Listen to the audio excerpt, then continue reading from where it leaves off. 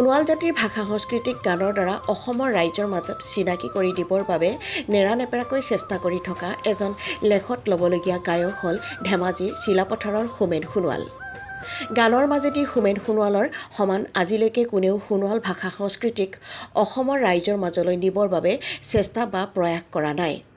এখেতে 1999 চনৰ পৰা বিভিন্ন বিহু এলবামত গান লিখি আহিছে।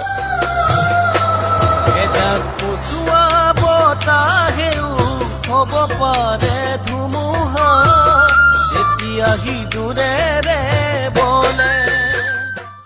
তাৰে ভিতৰত দুটামান উল্লেখযোগ্য এলবাম হৈছে সোণালী, ঋতুমণি, মনমৰমী ইত্যাদি। বৰ্তমান সময়লৈকে হোমেন সোণোৱালে প্ৰায় 20টামান গানত নিজে কণ্ঠদান কৰিছে। এইবোৰৰ ভিতৰত বিহুৰে বিৰিণা, মন বিৰিণা, মৰম, খাং খাং, সোণোৱালী, কলি ছোৱালী ইত্যাদি।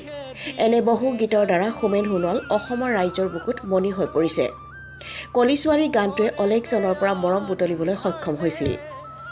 ইয়াৰে ভালেকেইটা গান ইতিমধ্যে ভিডিঅ' কৰা হৈছে। ইয়াৰ উপৰিও সোণোৱাল কছাৰী ভাষাৰ প্ৰথমখন ছবি লীলা কছাৰী আৰু হোমেন সোণোৱালৰ নেতৃত্বত নিৰ্মাণ হৈছিল। ৰাতিপুৱাই পথাৰত গৈ কেনে এতিয়া আহিছ, পেটত ভোক নাহাই মুৰ্ব বনাইছ। বিৰাট ভোক লাগিছে। ঐ মন আছিল কিছুমান দেচোন খাই দিওঁ। মদ খাবে ৰস খাবে, ভিতৰ পৰা আনি দিয়ম দে।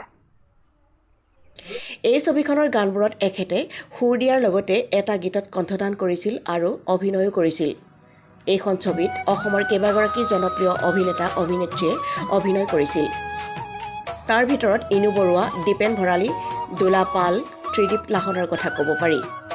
আৰু বহু কাম তেখেতে কৰিছে যিবোৰ কামৰ বিষয়ে বৰ্তমান পাহৰি গৈছে। আমি আশা ৰাখিছোঁ ভৱিষ্যতে তেখেতে আমাক ন গানৰ সোৱাদ দিব।